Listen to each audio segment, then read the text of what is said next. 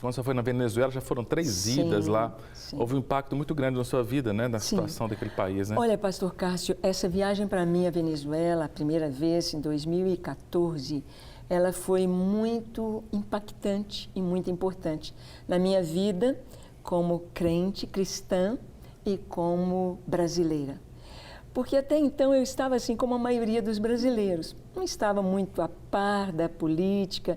A gente brasileiro é meio... não está muito alinhado com o que está acontecendo. Vai lá e vota e esquece. A hora do Brasil, o pessoal já não ouve mais. Então, eu estava assim muito tranquila. Mas quando eu fui à Venezuela, exatamente o que eu vi. Por exemplo, eu fui com a minha câmera, mas eu queria comprar um cartão de memória a mais. E cheguei no aeroporto, é claro que nos aeroportos internacionais, em Caracas, deveria ter um cartão. As lojas fechadas, e 2 lojas que eu fui, não há, não tinha o produto. E eu falei, puxa vida, um cartão de memória não tem no aeroporto. E o pastor veio nos buscar. E nós vimos, naquele período, estava havendo greve de fome dos jovens na praça de Caracas. 21 jovens estavam com as barracas ali fazendo greve de fome para atrair a atenção do mundo para eles. E ao caminharmos, por exemplo, se nós gastássemos normalmente meia hora para chegar do aeroporto na igreja, nós gastamos quase 2 horas porque estava havendo manifestações. Algumas ruas com barricadas, com pneu, com fogo, e faixas, e propaganda do governo. Eu fiquei assustada de ver. O aeroporto é cheio de propaganda do governo. Já era Maduro, né? Maduro, e falando só de que nós somos os melhores, temos isso, temos aquilo, e eu fiquei muito assustada. Nós passamos em Caracas, estivemos com pastores ali, implantando as torres de oração. Fomos a Valência. Valência, eu fiquei na casa de uma dentista, eu sou dentista também, na casa da Sandra, esposo dela é engenheiro, e a Sandra me disse, pastora Ângela, eu só estou fazendo limpeza nos dentes e mal fazendo extrações. Eu falei, por que, Sandra, você não está fazendo os outros procedimentos? Ela disse, não temos material na Venezuela, 2014, porque o material é importado. Eles não tinham dólares, não estavam recebendo. E ela me disse isso em 2014, olha, não havia luva descartável, não havia seringa descartável nos hospitais, máscara. Eu falei, muitos medicamentos. Eu falei, mas e aí, como fica o povo? Ela disse, estão morrendo. Meu Deus. As pessoas estão morrendo. Eu vi numa postagem no Facebook essa semana, 2 crianças que estavam comendo rato. Sim. É o fim do mundo. Olha, pastor, de 2016 para 2017, eles fizeram um levantamento, isso dados do sistema de saúde deles lá. Houve uma média de emagrecimento do venezuelano, em média, 8 quilos por pessoa, pela fome. Porque às vezes a pessoa tem o dinheiro, mas não tem o que comprar. Então, quando eu fui, faltava açúcar, faltava óleo de cozinha, a farinha de maíz, que é a farinha de milho que eles fazem, o principal alimento deles, que é um pãozinho, parecendo um pãozinho sírio, é a arepa. Arepa era básica, arepa por la manhã, de tarde, à noite, arepa. E não tinham a farinha, não tinha o milho. E eu perguntei, falei para as pastoras, né, a Sandra lá em Valência, a Sandra me levou, porque Valência era uma cidade industrial. Então ela me levou para visitar o Parque Industrial de Valência. Ela disse, aqui era a Gessi Lever, aqui era a indústria disso, daquilo. As chaminés sem fumaça. Tudo a galpões vazios, aquele parque industrial sem atividade nenhuma. E então nós vimos assim, eu falei, mas como pôde acontecer isso? De vocês serem produtores de café, por que o povo não produz? Por que parou? E elas me levaram até o Mar do Caribe. Eu fui de Barquisimeto, uma cidade de 1 milhão de habitantes. Valência tem 3 milhões. Barquisimeto é a capital da música em Venezuela. E aí, Barquisimeto, com 1 milhão de habitantes, mais próximo do Mar do Caribe, 2 horas de viagem. E nós fomos, e de um lado e do outro, a estrada toda, as fazendas eram apenas mato, mato e mato. E eles iam dizendo, aqui era uma plantação de café, aqui era milho. E eu via aqueles silos enormes, cheios de mato e ferrugem. Falei, mas como um país rico pôde ficar nessa pobreza? Como pôde chegar a esse nível? Aí ela falou, vou explicar para a senhora um exemplo da nossa igreja. Ela disse, olha, aqui na nossa igreja nós tínhamos um membro que tinha uma fazenda muito grande, um homem rico de posse. A fazenda era de 6 gerações. Do pai, do avô, bisavô, tataravô, 6 gerações. Então, a fazenda toda de café, milho, com tratores, silo. E aí, o que aconteceu? Um belo dia, ele chega na fazenda, os sem terra. Movimento dos sem terra. Tem MST lá também? Tem. Invadiu a fazenda, a sede e tudo. Ele não podia pegar uma arma, ele não podia expulsá-los, então ele foi ao órgão do governo para falar sobre isso. Invadiram minha fazenda. Aí eles disseram, muito bem, então você apresente os seus documentos, vamos ver se está tudo em ordem na sua fazenda. 6 gerações, né? Ele tinha tudo em ordem, os impostos, tudo certinho. Não, essa fazenda aqui foi do seu pai, queremos ver os documentos do seu pai. Ele ainda tinha os documentos do pai dele. Não, mas foi do seu avô, queremos os documentos do seu avô. Mas o que é isso? Chegaram até o bisavô, que ele já não tinha mais nada, então simplesmente disseram, você está desapropriado da sua fazenda e ela pertence agora aos sem terra que estão lá. Meu Deus! Os sem terra recebiam Bolsa Família, Bolsa, etc., subsídios do governo para isso, para comprar o povo. E o que aconteceu? Sem terra vai trabalhar? Não, ele tem bolsa. A fazenda virou o quê? Completamente depredada, mato. Isso não foi apenas com o nosso irmão, mas as fazendas que eu vi. Então, eu comecei a atinar que o que estava acontecendo na Venezuela já tinha começado no Brasil. Sim. Bolsa Família, Bolsa Mãe Solteira, Bolsa Presidiário, Bolsa para todo lado. O povo para de trabalhar, não estimula, porque um país que não se estimula o trabalho empobrece. A Bíblia diz isso em Provérbios, né? Que a casa do preguiçoso enche de mato. E ele vai levantar a mão para violência. E é isso que está acontecendo na Venezuela.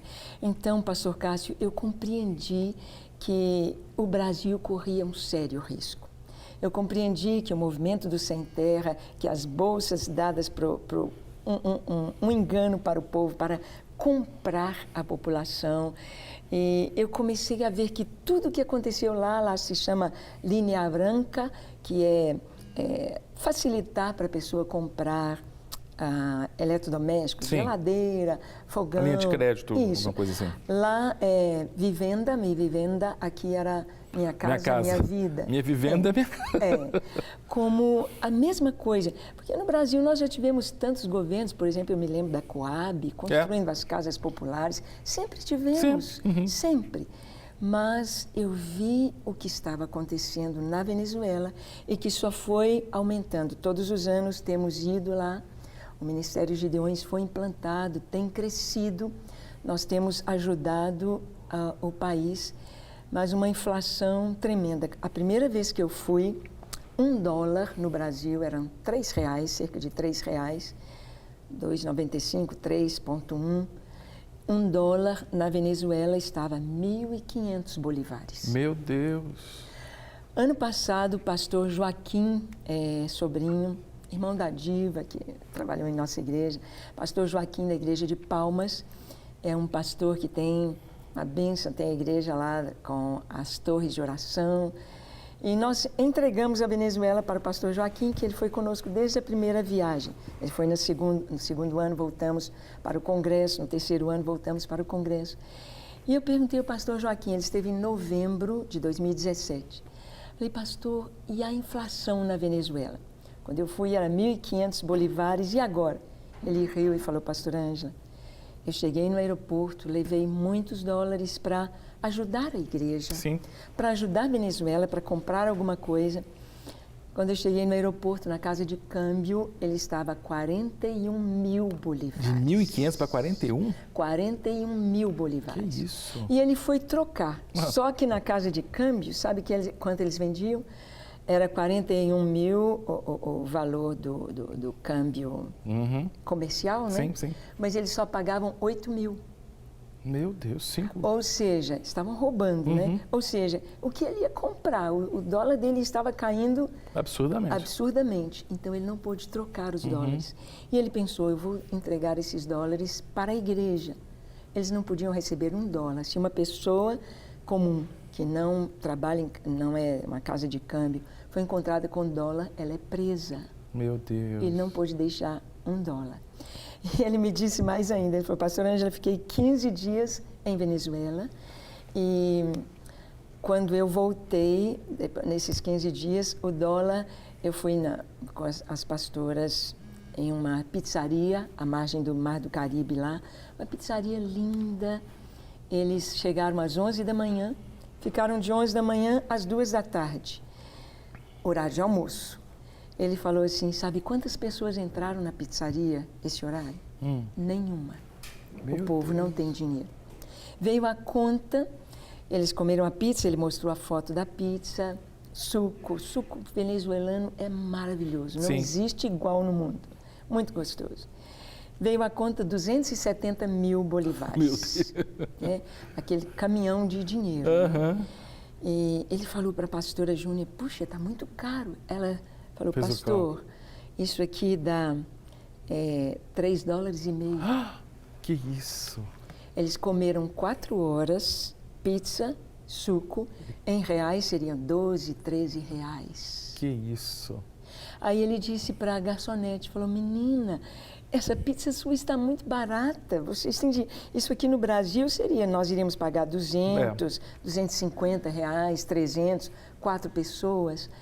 Ela chorando falou assim, moço, isso é o meu salário de 1 mês. Meu Deus. Esta é a Venezuela hoje, pastor. É a Venezuela. Agora eu não entendo, pastora Ângela, por que com um quadro desse a gente vê venezuelanos entrando ali no norte do Brasil. A pé. A pé. A pé.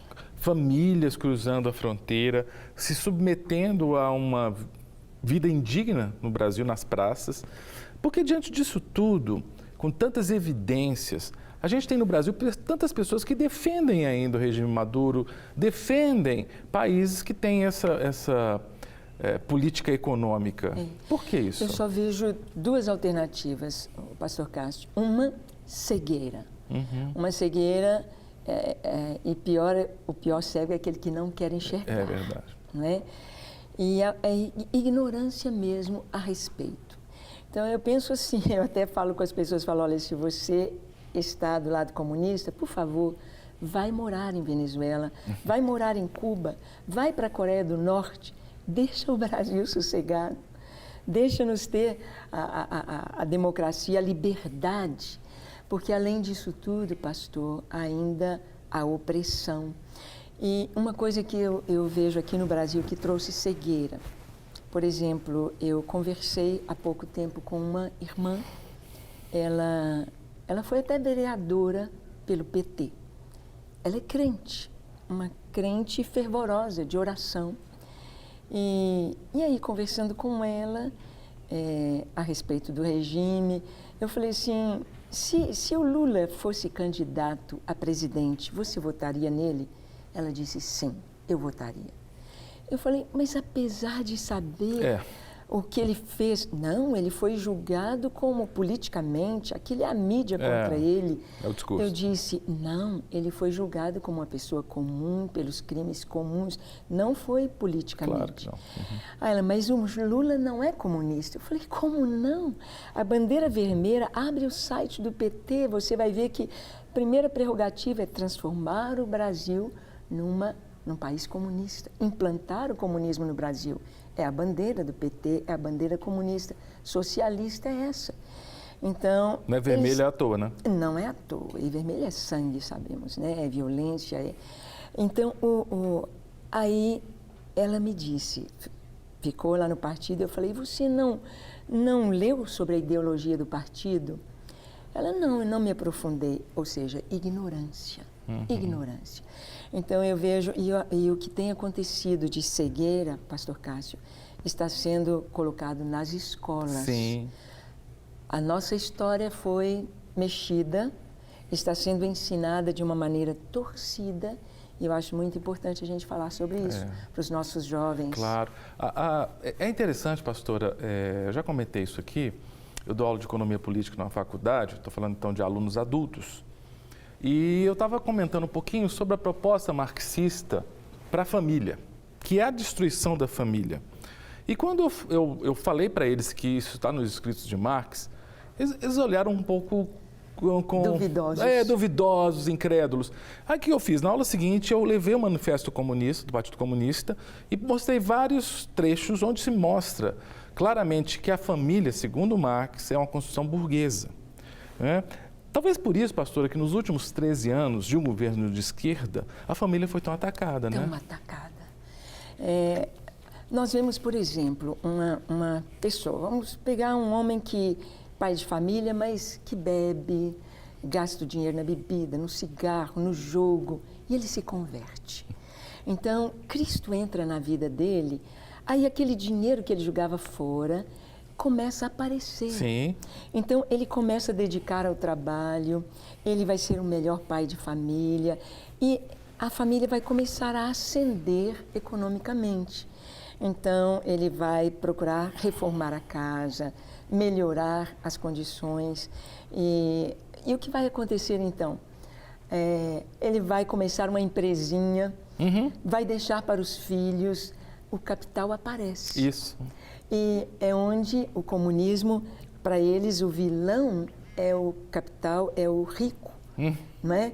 E nós sabemos que nós chegamos, quando eu olho meus pais, o meu passado, a família do meu esposo, a oportunidade que a gente tem de estudar, de ascender, é tão importante.